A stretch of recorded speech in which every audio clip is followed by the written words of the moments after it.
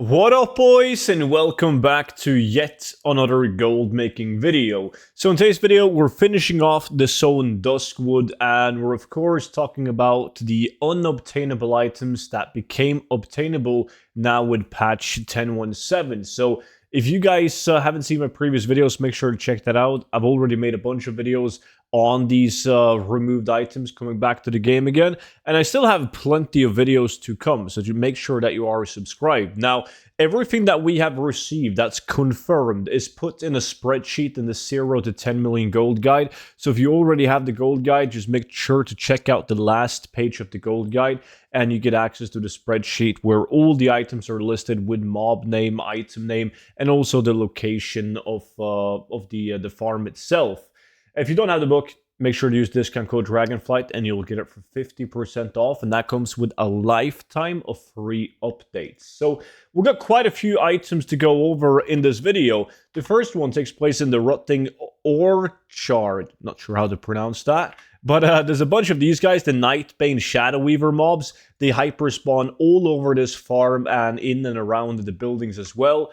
And you have a relatively high chance at obtaining these Shadow Weave leggings. They're not that hard to get. So we did it in a 5-man group. I also did it solo and also in a group on the PTR.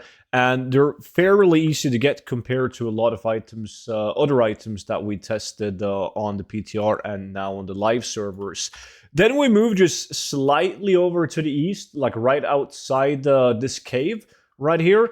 And these guys can actually drop two different items. So the first one, and the one that seems to have the lowest drop chance, or the fewer mobs dropping it, is this bad boy right here, the Nightwalker armor, dropping from the Nightbane Tainted ones. And then you have the Mad Wolf Bracers, which comes from the Nightbane Vile Fang mobs. So there's more Vile Fang mobs than there is Tainted one, it seems like, because the ones roaming around are Vile Fang mobs, and you can see there's some Tainted ones, but they hyper spawn like absolute crazy, so it's no problem getting both of these items as well. But I think everyone that I know that has farmed this managed to get like 5 bracers before they got 1 chest, so the bracers are definitely dropping more than the chest.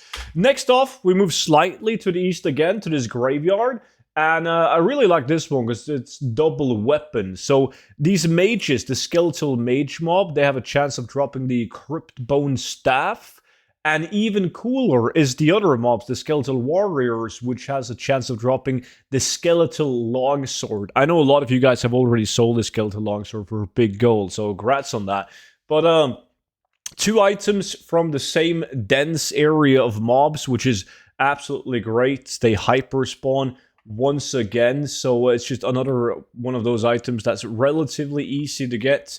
Even if you don't have people to do it with and you have to do it solo, you have a decent chance of obtaining pretty much all of these items. But it doesn't stop there. I do want to mention one last item that I have confirmed. Now, keep in mind, there's a couple of other items in Duskwood that's supposed to drop, but I haven't received them myself, and no one in my community has confirmed screenshots of the items. So I don't want to put it in the spreadsheet until I do, because I also want to know exactly the mob name, right? But these guys, the Nightbane Dark Runner, running around at the Brightwood Grove, like this entire location right here. They do spawn relatively fast. They seem to hyper spawn, but it's over such a big area. And they do drop an item as well. They drop this bad boy right here, the Dark Runner Boots. So that was enough items to keep you guys busy for a while, especially if you're also hunting the other items in Duskwood, which I featured in yesterday's video.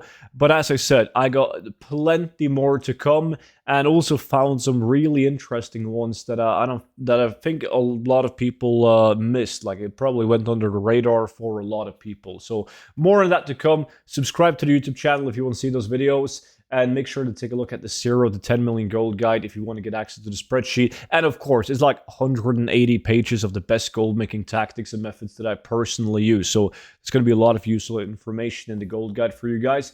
With that being said, though, that's pretty much it. So thank you all so much for watching, and I'll see you all back in at tomorrow's video. But until then, bye-bye.